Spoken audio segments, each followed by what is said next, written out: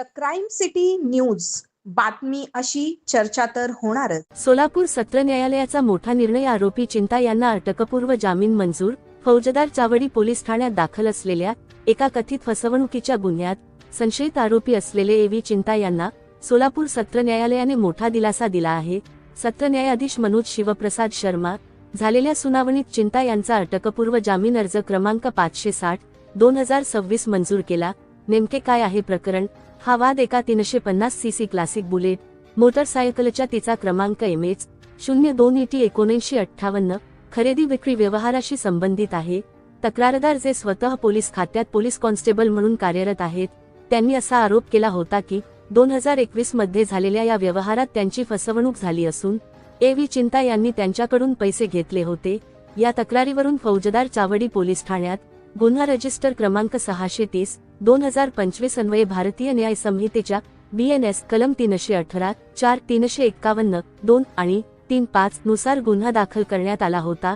न्यायालयाचे निरीक्षण आणि युक्तिवाद। चिंता यांच्या वतीने न्यायालयात बाजू मांडताना सांगण्यात आले की सदर गुन्हा हा केवळ जुन्या आर्थिक आणि सिव्हिल दिवाणी स्वरूपाच्या वादातून राजकीय वैयक्तिक द्वेषापोटी दाखल करण्यात आला आहे।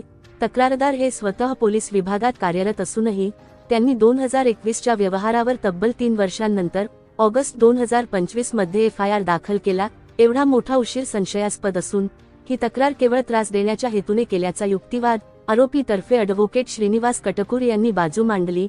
न्यायालयाने दोन्ही बाजूंचे युक्तिवाद ऐकल्यानंतर हे मान्य केले की व्यवहार 2021चा असून मोटरसायकलचा ताबा दुसऱ्या व्यक्तीकडे आहे। तसेच पैशांचे व्यवहार हे UPI द्वारे झालेले असल्याने पोलिसांना चिंता यांच्या कस्टोडियल चौकशीची कोणतीही आवश्यकता नाही। न्यायालयाचा आदेश। सत्र न्यायालयाने चिंता यांना 15,000 रुपयांच्या वैयक्तिक जात मुचलक्यावर आणि तेवढ्याच रक्कमेच्या जामीनदारावर अटकपूर्व जामीन मंजूर केला आहे। तसेच तपासात सहकार्य म्हणून अर्जदाराने दर रविवारी सकाळी 10 ते दुपारी 1 या वेळेत फौजदार चावडी पोलीस ठाण्यात हजेरी लावावी आणि पुराव्यांशी किंवा साक्षीदारांशी छेडछाड करू नये अशा अटींवर हा जामीन मंजूर करण्यात आला आहे। न्यायालयाच्या या निर्णयामुळे चिंता यांना मोठा दिलासा मिळाला आहे। आरोपी तर्फे ॲडव्होकेट श्रीनिवास कटकूर व ॲडव्होकेट आकाश आयंची यांनी काम पाहिले आहे। सहसंपादक अजमेर शेख।